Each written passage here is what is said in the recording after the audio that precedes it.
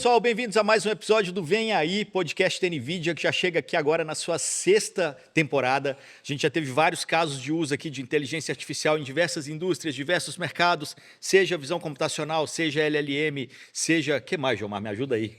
Quem já falou? De tudo.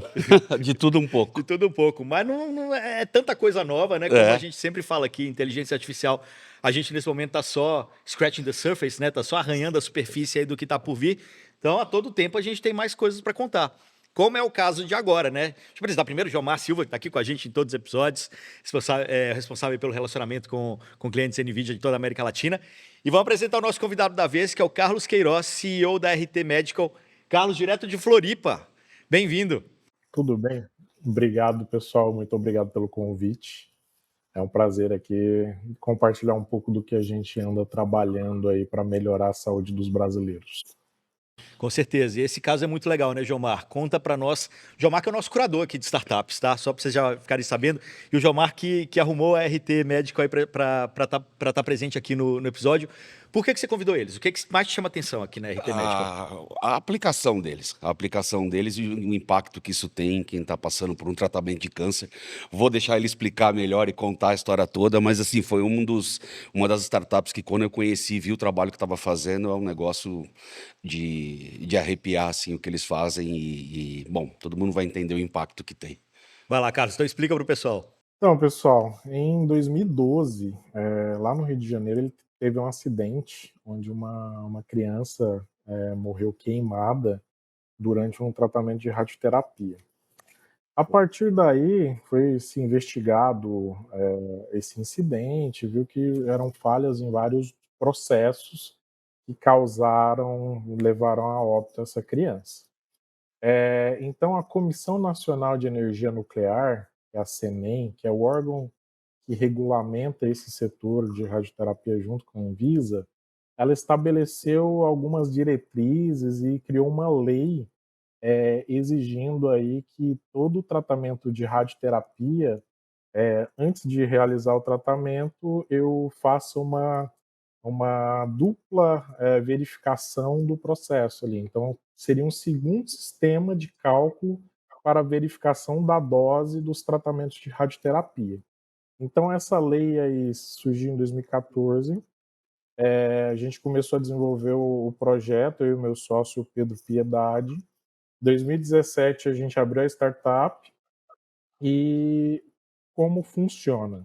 A radioterapia, ela utiliza a radiação ionizante para atingir a célula tumoral. Então, eu tenho uma máquina, um acelerador linear, ela dispara feixes de raio-x no tumor.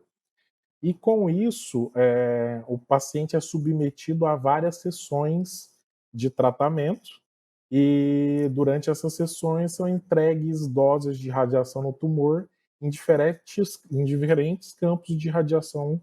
Então, a máquina ela gira em torno do paciente, entregando doses de radiações pontuais de forma a cobrir todo o tumor.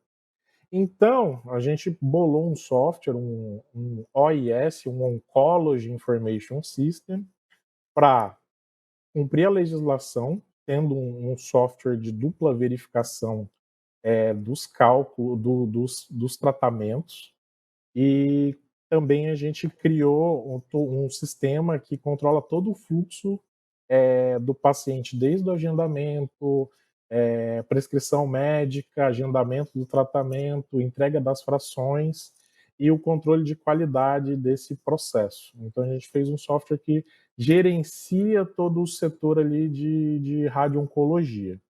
Então tá, na radioterapia, o paciente ele já tem um tumor diagnosticado, então o médico decide o que vai ser tratado. Então é feita uma tomografia computadorizada, que é chamada tomografia de simulação, onde o paciente vai estar numa posição, preso na mesa da tomografia ali, para ele não se movimentar. É feita essa imagem vai para um software de modelagem ali 3D, onde o médico desenha todos os órgãos de risco, o médico ou o dosimetrista clínico vão desenhar todos os órgãos de risco e vai desenhar o tumor. Então, a região tumoral que vai ter que receber determinada quantidade de dose de radiação que o médico radio-oncologista vai prescrever. Então, é feita essa modelagem 3D. Essa modelagem 3D, ela passa pelo nosso software. O nosso software valida tanto a parte de entrega de dose, quanto ele cria os desenhos automaticamente das regiões anatômicas do corpo humano. Então, eu tenho que desenhar pulmão direito, pulmão esquerdo, coração, todos os órgãos adjacentes ali ao tumor que vai ser tratado. Então, a gente usa inteligência artificial para autossegmentar essas estruturas. E com isso, o que o médico ganha? O médico e a equipe, eles ganham agilidade nesse processo, que é um processo muito demorado. Então, a gente consegue processar esses dados aí da tomografia e fazer o desenho em menos de 1 minuto. E com isso, a imagem está pronta para o médico fazer a prescrição de dose, o físico médico fazer o planejamento do tratamento. E depois que é feito esse planejamento, a gente tem uma outra etapa que a gente valida todos os campos e essas prescrições de dose, e cada dose e a quantidade de dose que cada órgão vai receber. Então a gente faz esse cálculo de dose, faz uma planilha de conforme ou não conforme. Com isso, é liberado para tratamento, aí o paciente ele vai tratar. O paciente, ele pode tratar uma fração, 2 frações, 10 frações, 30 frações, vai depender do tipo de tumor e da prescrição clínica que o paciente teve. Peraí, Mas, Carlos, deixa eu só te interromper um pouquinho, porque assim, ó, vamos lá, eu sou leigo. tá, Vou voltar lá no comecinho, assim, ó, quando você falou do menino que foi queimado. Ele não botaram fogo nele, né? Na verdade, foi a radiação que foi para um lugar errado no corpo dele. E isso isso. provocou um ferimento. Tá. Então, o que aconteceu? Foi prescrita uma dose de radiação para eliminar o tumor.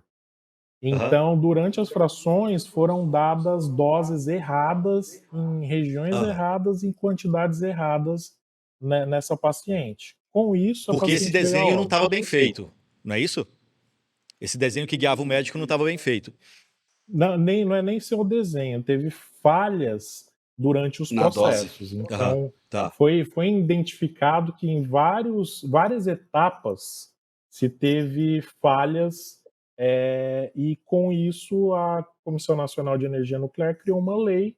exigindo que, além de várias verificações, existisse um software para dupla Perfeito. verificação do cálculo de dose durante o tratamento. Então, E nossa assim, empresa surgiu para resolver esse problema. E aí uma outra pergunta de leigo que, ainda bem, eu nunca passei por radioterapia e nem tive familiar ou pessoas próximas que passaram. Como que é o tratamento? Você entra num tubo tipo de tomografia mesmo para ser aplicado? Como é que funciona, assim, para o pessoal entender Não, visualmente? é um equipamento, ele chama acelerador linear. Então, Hum. o equipamento, ele tem uma mesa, ela gira com o paciente em cima dela, e tem uma máquina que ela também gira 360 graus em torno do paciente.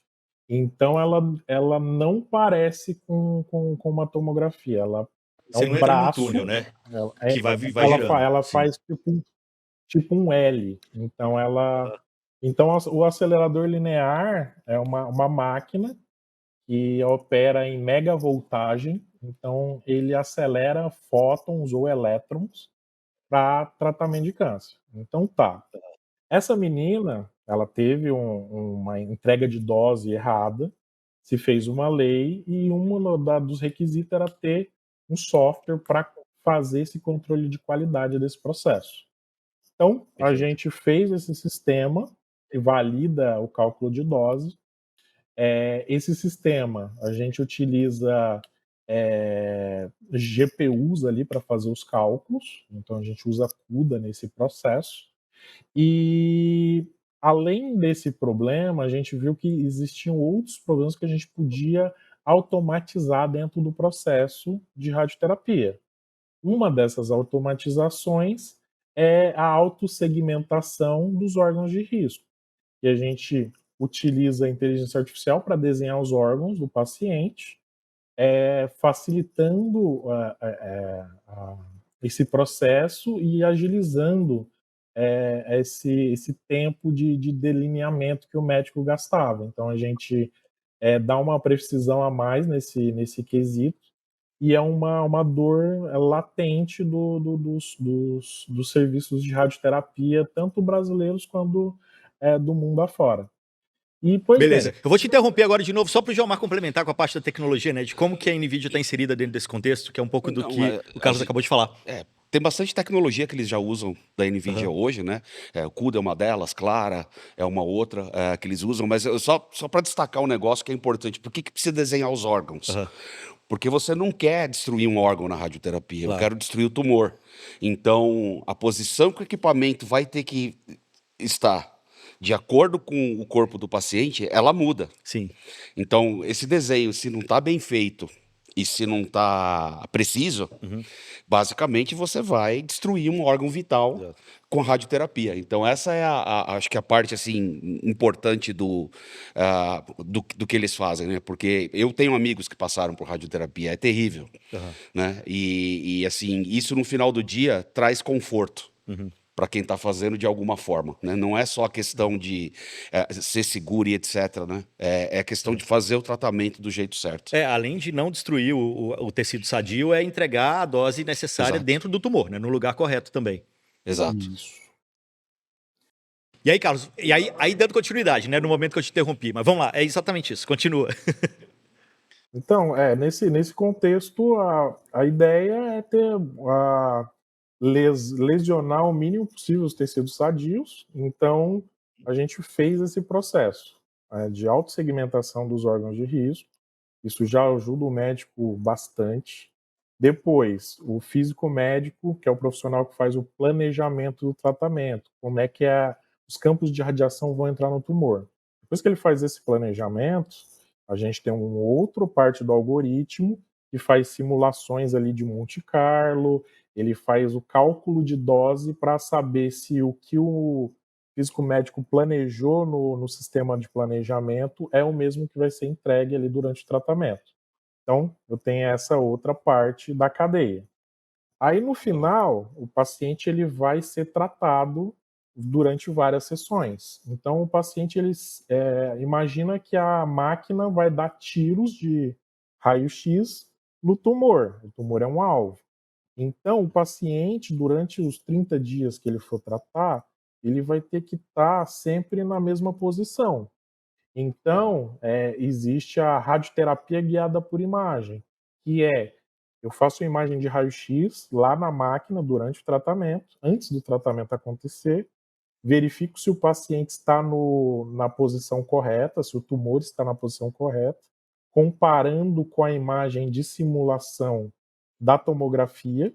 Então, eu tenho uma imagem de referência que o médico usou lá para fazer o desenho, para determinar onde que está o tumor. Então, essa imagem de tomografia é uma referência.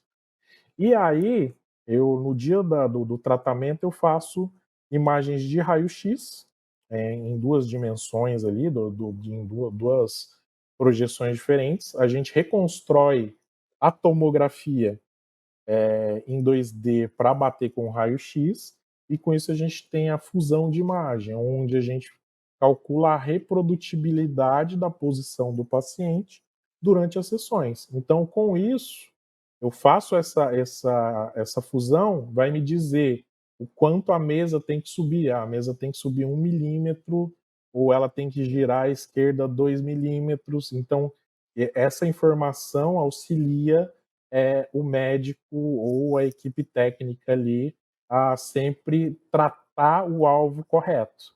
Então, isso foi Perfeito. a dissertação de mestrado do meu sócio, Pedro, então ele validou esse algoritmo. A gente usa visão computacional para avaliar essa fusão de imagem.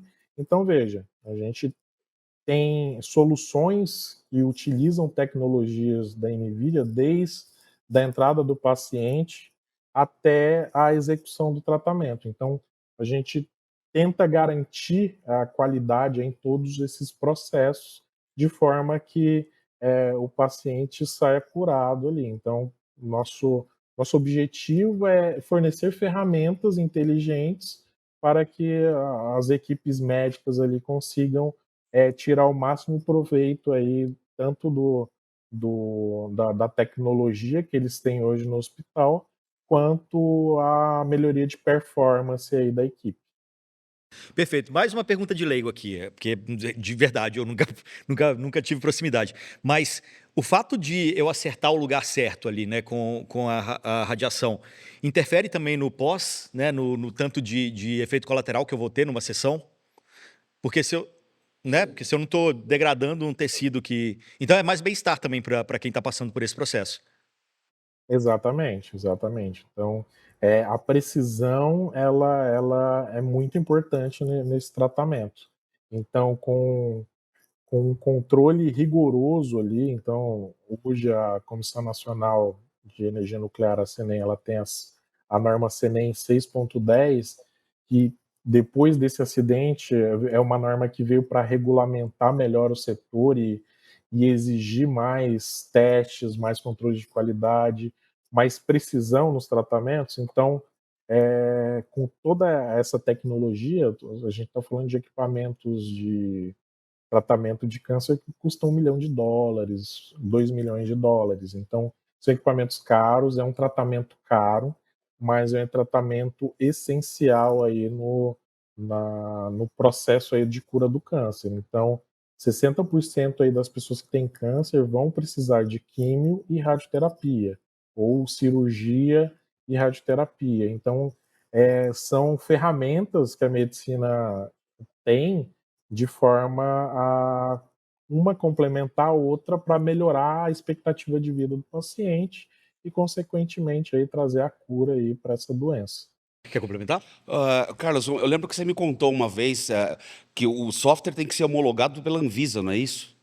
E tem soluções lá de fora, que são desenvolvidas lá fora, mas não compensa para as empresas passarem pela certificação Tá. aqui. Por isso o desenvolvimento Por isso o nacional. desenvolvimento nacional, entendeu? Legal. É o típico caso em que não existe interesse econômico em trazer coisa de fora para cá, porque Aham. a barreira burocrática é gigantesca. Então, se eles não tivessem feito, eu não sei como é que a gente ia estar. Não, eu queria acrescentar essa questão do Jomar também, o fato de você estar em Florianópolis, né, que é um ambiente hoje, a ilha das startups, né, a ilha do empreendedorismo e tal. Queria que você falasse um pouquinho de como que é estar fora de grandes centros, desenvolvendo algo que tem um impacto nacional também. Não, é bem o que o Gilmar comentou, né? Então, a área da saúde ela é muito regulamentada. A Anvisa é um órgão aí que é para trazer segurança para a população, então ela tem regras rígidas aí quanto à certificação de software, de equipamentos médicos. Então existe um custo e uma complexidade aí para se pôr um sistema no mercado, né? Então, é, estando em Santa Catarina, isso foi facilitado muito em virtude de processos do ecossistema de aceleração. A gente teve bastante mentoria de forma a vencer essas barreiras de entrada, que são essas barreiras regulatórias, né? Então, o ecossistema ele foi muito importante nesse início da startup, muito em virtude de saber quais caminhos trilhar para vencer essas barreiras regulatórias. Então, hoje a gente venceu, hoje a gente tem um software registrado na Anvisa, a gente foi pioneiro aqui em autossegmentação aqui tanto aqui na América Latina quanto no Brasil. Existem softwares de outras empresas hoje já no mercado, mas, como o Gilmar disse, são softwares de empresas internacionais. E a gente tem sido procurado bastante por empresas, por hospitais e clínicas de outros países.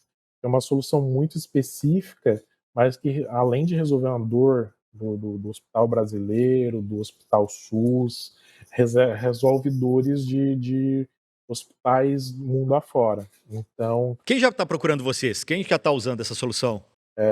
hoje, por exemplo, um grande hospital, o Hospital de Amor, é um hospital que está utilizando a solução. A gente tem aqui em Santa Catarina, a maior parte dos hospitais aqui estão utilizando a nossa solução. A gente tem cliente no Pará, em São Paulo, Minas Gerais, enfim.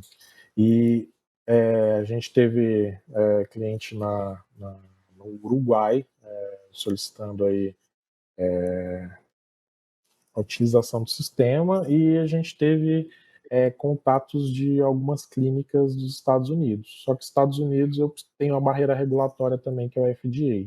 Então, para a gente explorar esse mercado, também tem algumas barreiras que a gente teria que vencer. Mas, estando fora do eixo Rio-São Paulo, a gente tem sempre que estar viajando, vive na estrada, porque no Brasil eu tenho radioterapias espalhadas pelo país inteiro, mas é principalmente em grandes centros. Então, nossa equipe tem que estar se deslocando aí, e Santa Catarina, por mais que seja polo tecnológico, o mercado nosso não está aqui. Então, a gente tem mentes aqui para desenvolver o sistema, validar, a gente tem parceria com as universidades aqui, principalmente com o Departamento de Radiologia do Instituto Federal de Santa Catarina, que tem um mestrado profissional em proteção radiológica. A gente tem alguns alunos da pós-graduação treinando inteligência artificial, treinando algoritmos de autossegmentação. Então, o ecossistema é muito rico, e com essas parcerias, universidade, empresa, a gente consegue aí estar desenvolvendo tecnologia de ponta, que é útil tanto para resolver os problemas internos que a gente tem no Brasil, quanto problemas aí mundialmente. Então, a gente se vê como uma empresa global, já testou o sistema em outros países, mas existe ainda uma barreira regulatória para efetivamente eu estar comercializando nesse mercado, igual existe para você comercializar produtos médicos aqui no Brasil. Santa Catarina para o mundo, né, Gilmar? Olha aí. É isso aí. Agora, se a gente fala da área de saúde, né, eu acho que é inevitável. Eu acho que todo mundo já entendeu que tecnologia está aí para ajudar. Acho que cada vez mais tem que se confiar na tecnologia. Tô errado ou não, assim, alguns anos atrás as pessoas tinham um pouco de medo de, não, confio mais no médico, uma máquina me operando, imagina se der algum problema, se corta no lugar errado. Há uns anos atrás, quando eu fazia palestras, comecei fazendo palestras de IA, tinha um estudo de um pesquisador da Europa, que ele tinha desenvolvido uma IA que tinha acurácia de 35% a 38% de detecção de pneumonia em raio-x em fase inicial. Então, nas palestras eu gostava de perguntar, quem aí confia numa IA que tem 38% de chance de acertar? Todo mundo fica com a mão cruzada, né? Aí eu falo, tá bom, e se eu contar para vocês que a média dos médicos, e era a realidade, Aí ferrou. era 12%. Para aquele estágio de pneumonia. Né? Assim, se você pega um médico muito bom, ele ia identificar, mas na média, 12% detectavam. Então, quer dizer, a IA, mesmo não sendo perfeita, ela já era 3 vezes mais precisa que o ser humano. Então, a gente tem, eu acho que aplicações de IA para a medicina e para a questão climática são as grandes oportunidades. Porque quando a gente olha para todo o resto que a gente tem de IA, não vou dizer que é mais do mesmo, mas é quase isso. A gente só está fazendo de um jeito mais inteligente o que já era feito antes. Agora, quando você pega a medicina, você pega a biologia, que a gente vai ter um episódio também para falar sobre biologia aqui. Você pega a área de clima, são áreas em que a tecnologia não está chegando agora. Né? Para a medicina especificamente, né?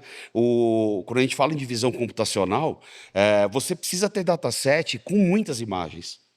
Né? Então, imagina que para você juntar a imagem de raio-x, eu acompanhei um projeto na pandemia do pessoal do Senai Cimatec, lá da Bahia, que eles desenvolveram um software para detectar a Covid através de raio-x. Né? Então, você subia uma imagem de raio-x, falava se a percentual de ser Covid ou não. E foi muito engraçado, conversando com eles, como foi o projeto. A parte mais fácil do projeto foi treinar a IA para fazer isso. Porque eles tiveram que desenvolver tanto software antes, então eles saíram pedindo a radiografia para todos os hospitais do Brasil. que queriam contribuir. O pessoal escaneava e mandava.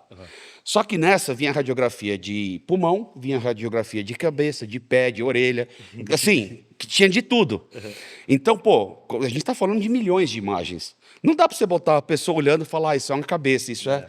Então, eles tiveram que criar uma IA para a IA detectar o que era foto de pulmão. Depois, tinha que anonimizar.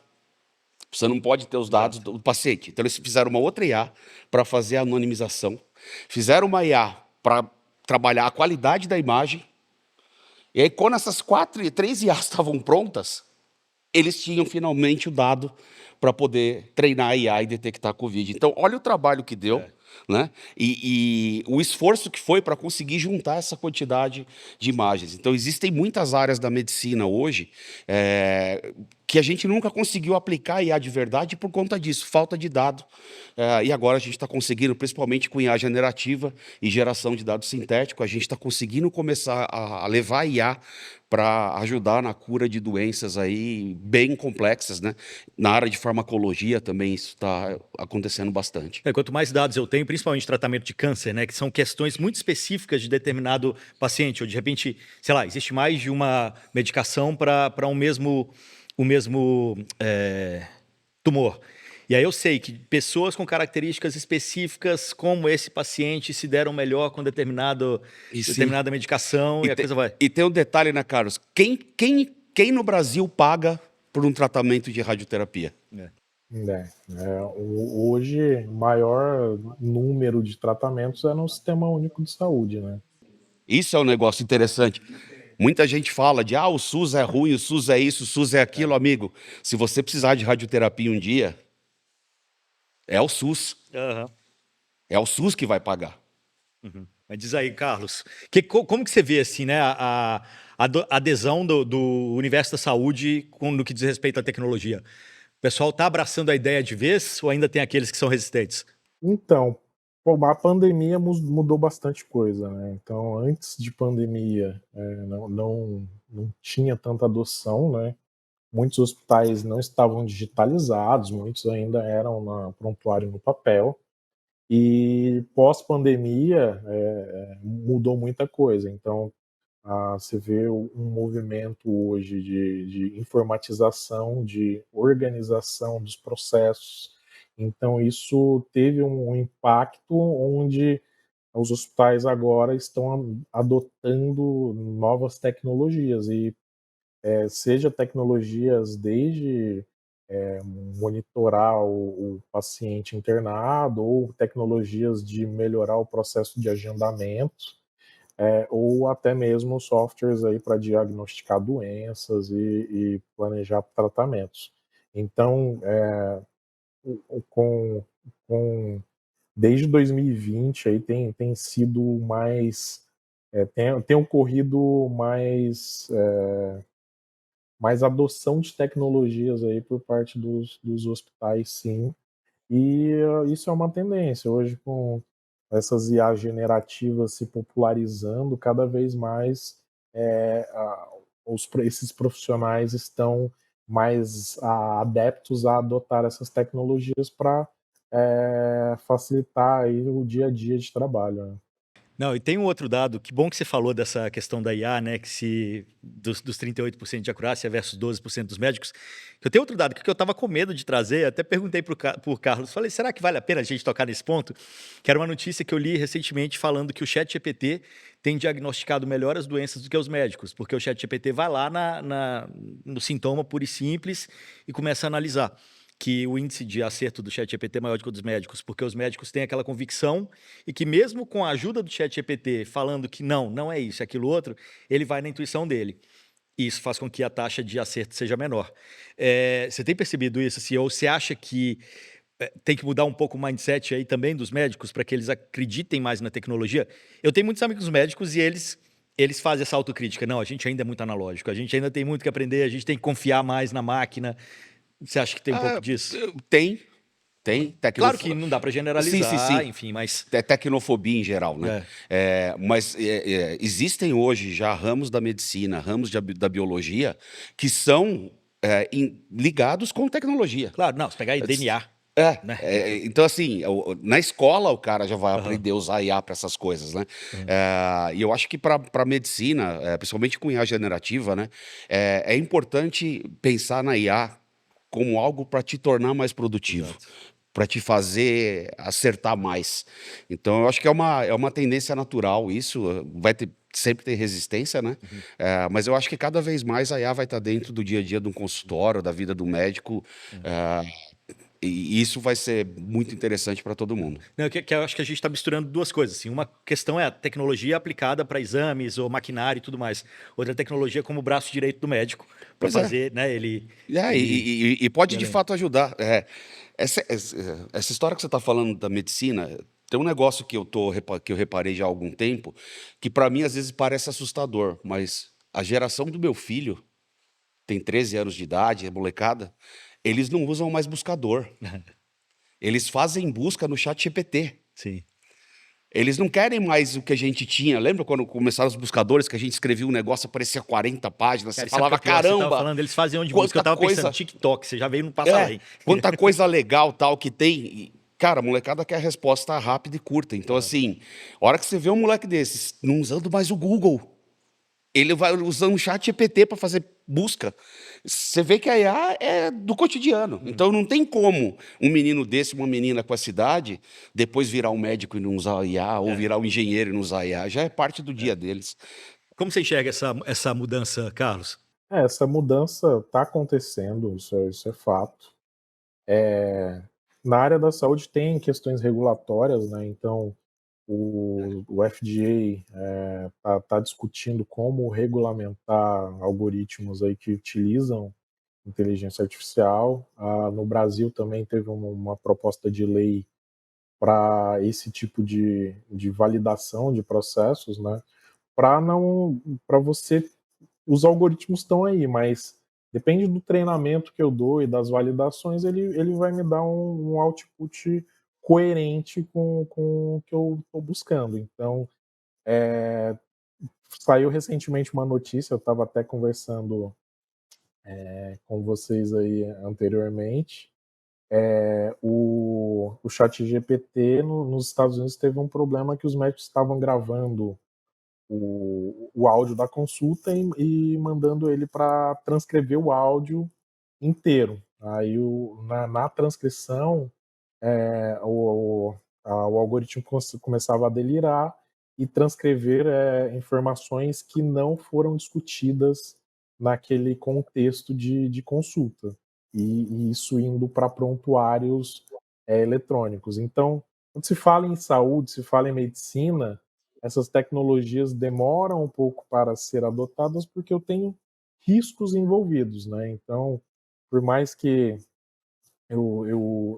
seja o braço direito do médico, ele ainda vai ter o CPF do médico e o CRM dele para ele dar o aval daquele processo. Então, se eu tenho um processo bem validado, bem regulamentado, eu consigo entregar soluções que realmente sejam seguras para uso. Então, dos motivos aí dessas regulamentações aí serem tão exigentes e estarem buscando atender essas novas tecnologias é muito disso, é para não acabar gerando mais problema do que melhorias aí no processo, né? Então, eu acredito que isso aí vai ser essa adoção vai ser rápida, principalmente em países como o Brasil, em países que eu tenho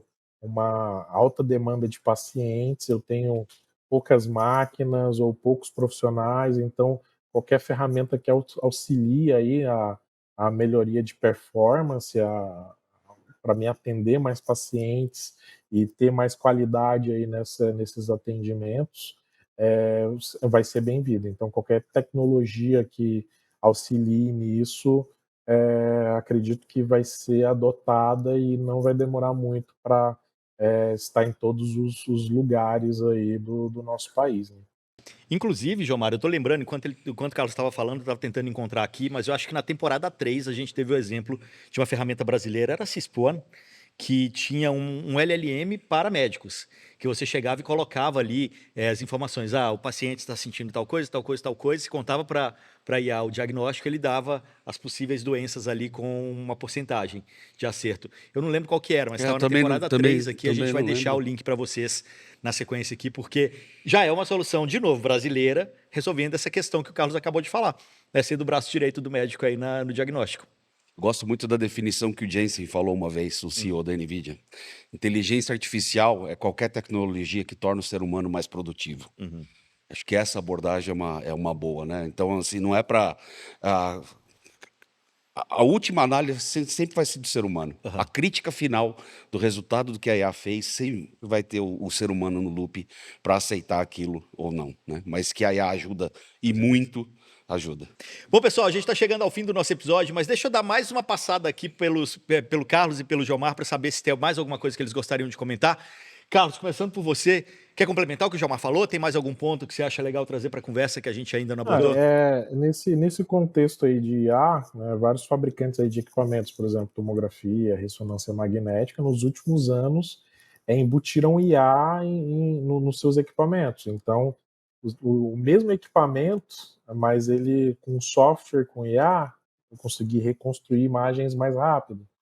E uma coisa que aconteceu foi aumento da quantidade de exames para serem laudados. Então, os radiologistas não perderam emprego. Na real, eles ficaram mais atolados de exames para laudar, porque a IA ela otimizou o processo, conseguiu fazer exames de mais pacientes, e com isso aí os médicos tiveram um boom aí de quantidade de exames a serem laudados. Então a IA ela está em todos os aspectos aí da saúde, em cada canto você vê algum produto, alguma tecnologia aí que usa algum algoritmo de inteligência artificial. E isso é o futuro. É um futuro que já está acontecendo hoje e cada vez mais vai estar aí dentro do hospital. Perfeito. Jomar, para fechar. Só para a galera, quem quiser fazer parte do Inception, que é o nosso programa de apoio a startups, que a RT Medical é uma das startups que estão com a gente, nvidia.com/startups, e a nossa ideia é ajudar as startups a inovar com inteligência artificial, usar a tecnologia do jeito certo, para ter viabilidade de fazer coisas maravilhosas como o que eles estão fazendo, que assim, para mim é um negócio que toca muito, tenho muito amigo que já passou por radioterapia, parente, etc. É um tratamento terrível, assim, é muito sofrido, numa hora que você não está bem, a cabeça não está legal, então o que puder ser feito para te dar um mínimo de conforto.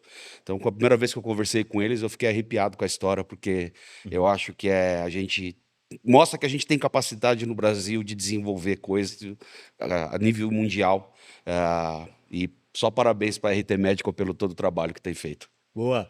E você que está assistindo, quer abrir a cabeça, quer entender como a tecnologia pode te ajudar e um passo além na sua empresa, está achando que é um hype, né? Não, pera lá, como que eu posso utilizar? Acho que exemplos como esse da RT Medical mostram que a tecnologia está aí, você adapta para determinada indústria, faz com que ele resolva um problema para você. Então, a gente já está aqui na 6ª temporada do Vem Aí, com aplicações de tecnologia em vários aspectos, em várias indústrias, que eu acho que se você assistir os episódios com essa cabeça, né, Jomar, de, olha, eles estão usando dessa forma, mas eu posso usar isso dessa forma diferente um pouquinho para resolver um outro problema meu, você vai longe. Possibilidades são inúmeras agora. É isso aí. Boa. Agradeço demais, Carlos Queiroz, CEO da RT Medical, Jomar Silva, prazer ter sempre você aqui com a gente também. E nos vemos no próximo episódio aí do Vem Aí. Até lá. Até.